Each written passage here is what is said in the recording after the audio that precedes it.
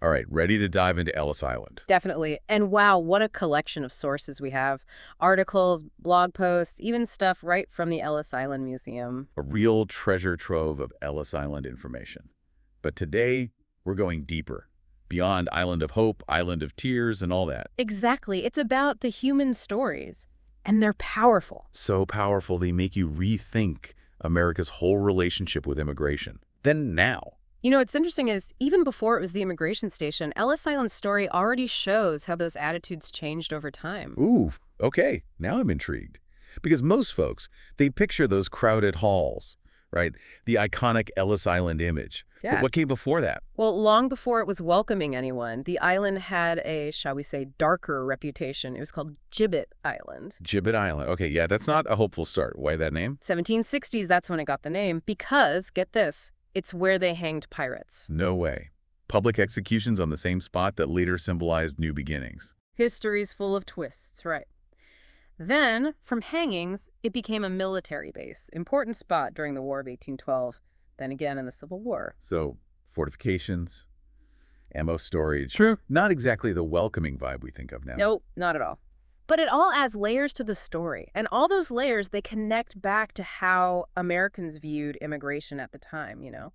That's so true. Like, it wasn't just more immigrants coming to America back then. It was the whole mix of people changing, too. Right, late 1800s, early 1900s, you see fewer people coming from those, traditional immigrant groups, the Germans, Irish, British, Northern, Western Europe, that crowd. And at the same time, huge increase from Southern and Eastern Europe. Italy, Russia, Poland. It's like a whole different face of immigration was emerging. Exactly, and that's why Ellis Island became what it did. Not just more people, it was a change in the kind of person becoming American. And that brings us to Annie Moore, right?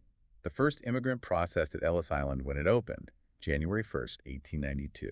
What a loaded date, right? Brand new station, and who's first? This young Irish girl, Annie Moore. They even gave her a $10 gold piece. I gotta ask, because when I was reading about her, there were all these stories, did she really go west, die in a streetcar accident, that whole dramatic tale? That's where it gets interesting. For years, everyone believed it. Young immigrant, full of hope, heads west, makes your fortune, tragic end.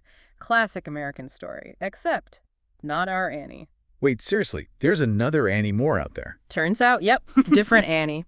Research showed our Ellis Island Annie. She stayed in New York, got married, had kids, lived a pretty ordinary life, really. So less Hollywood, but maybe more meaningful. Because it shows not every immigrant at Ellis Island became famous or rich. Yeah. Most were just folks trying to build a life. And that ordinary life, that's more like what most immigrants experience at Ellis Island, especially those traveling in steerage.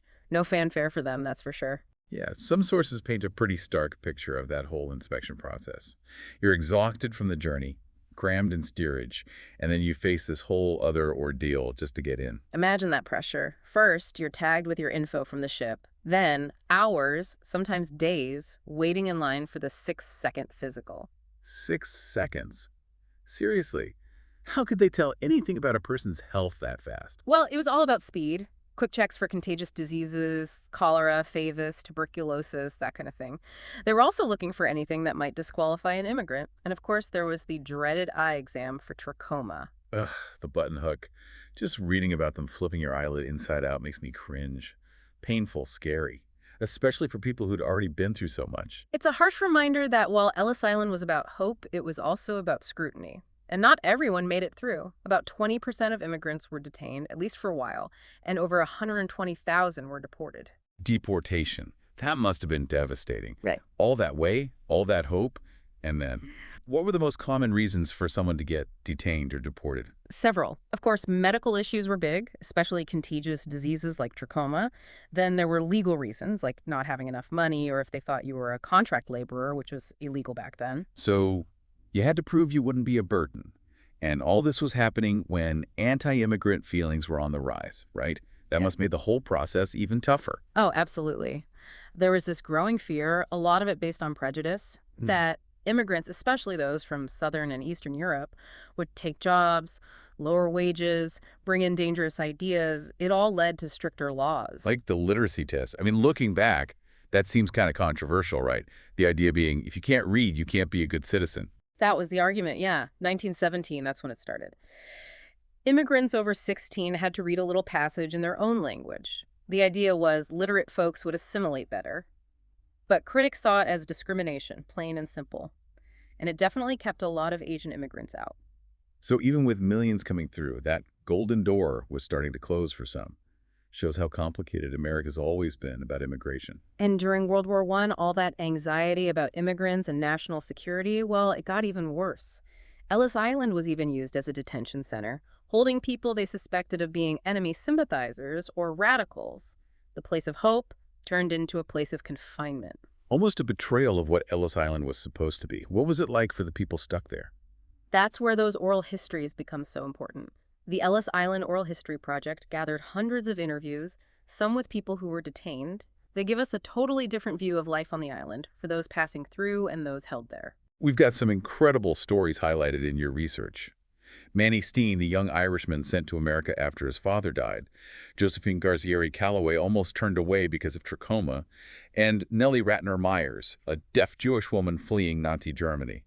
It's a powerful reminder of the real stakes for these people. And their stories help us understand the individual journeys, the hopes and burdens each person carried. They move us beyond the big picture and connect us with the real emotional weight of the Ellis Island experience. And those individual stories become even more crucial as we see Ellis Island's purpose shifting.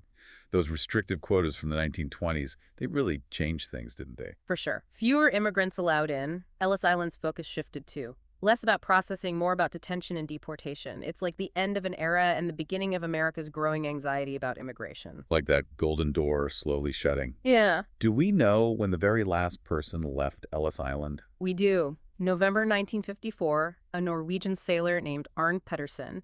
That's when Ellis Island as an immigration station truly ended. So why was he there? What makes his story stand out? Well, Arne, he really liked New York City. He overstayed his shore leave several times. The last time earned him the title of Ellis Island's last detainee. Wow. So not someone seeking a new life, but someone clinging to the one he found here. That's a twist. Isn't it? Shows a complicated relationship people had with Ellis Island. Opportunity for some, confinement for others, a fitting end to that chapter, I'd say. Before we wrap up this part of our Ellis Island deep dive, we should at least mention some of the bigger names who came through, right? Because it wasn't just everyday folks. Absolutely not. Think about it. Ellis Island's busiest years, they were during a time of massive change worldwide.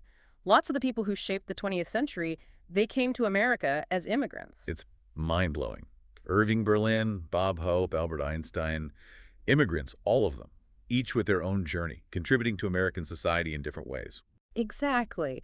It proves how crucial immigration has been to America.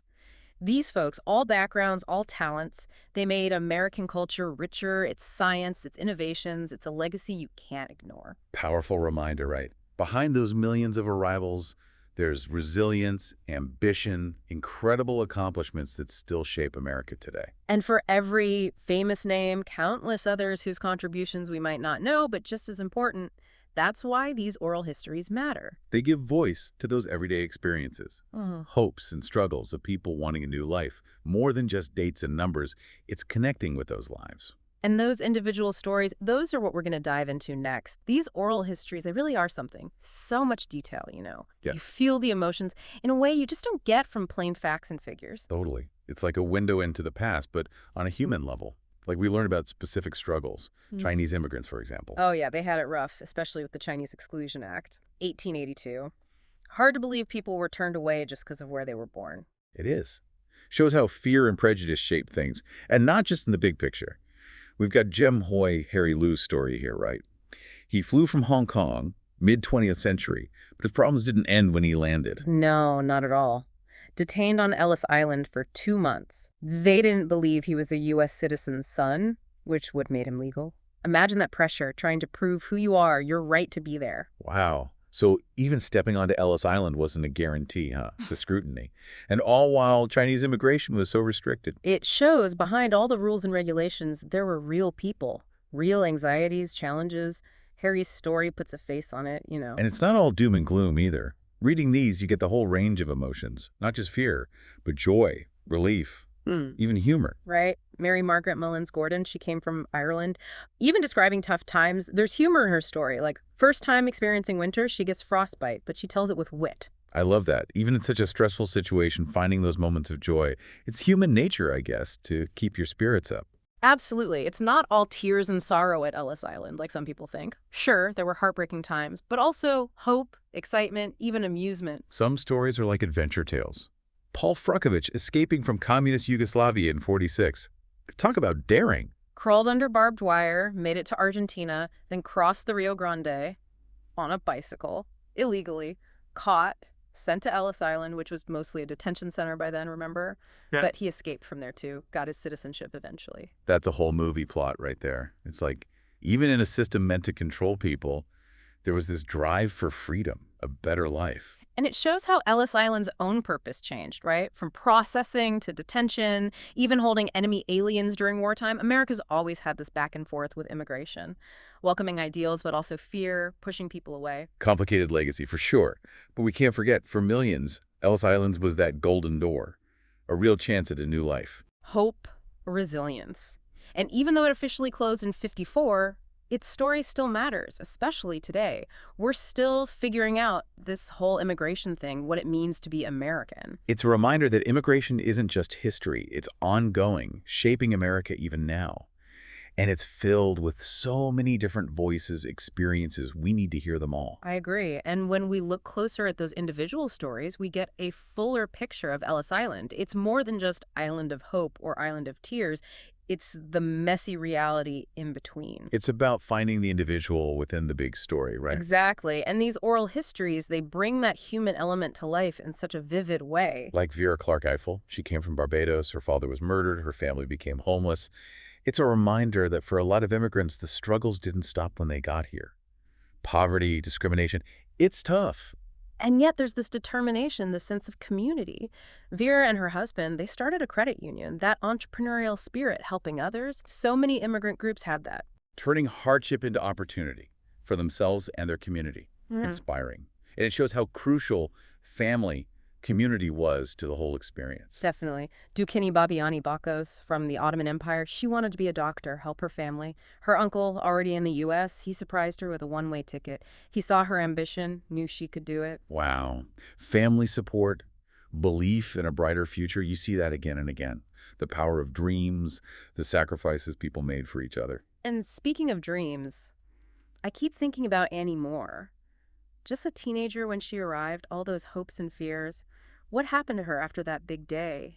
We actually know. Some genealogists tracked her down. She stayed in New York, got married, had a big family, maybe not fame and fortune, but her story reflects so many immigrants who built quiet, fulfilling lives. She's like that silent majority, right? Their lives might not be in the history books, but they mattered just as much. It's like a reminder that history isn't just about big names and events. It's the everyday lives, struggles, triumphs. That's what makes up the past. And it's through those personal stories that we really connect with history on a human level. See the people behind the statistics, not just names on a list. They were real people, wanting the same things we want. Dreams, aspirations, a better life. Beautifully said. And it sums up the legacy of Ellis Island, I think. Complex place, sure, but it's where millions of individual stories unfolded. Stories of hope, resilience, the pursuit of the American dream. And those stories still have so much to tell us about human connection, about empathy, especially when we think about immigration, past and present. It's really incredible how these stories can make you feel like you're right there, experiencing Ellis Island firsthand. All those people, the languages, the emotions. It really is like time travel. You can almost hear the sounds, the conversations, the footsteps, all that nervous energy in the air. And in the middle of it all was Augustus Sherman. He was the chief registry clerk, and his photos of the immigrants, wow, they're amazing. Those photos, they're more than just pictures, They capture the incredible diversity of Ellis Island. Romanian shepherds, Slovakian families, a Bavarian guy in lederhosen, a Dutch woman with a lace cap. It's like a visual representation of America's melting pot. Like a global fashion show, right? All those different traditions and backgrounds.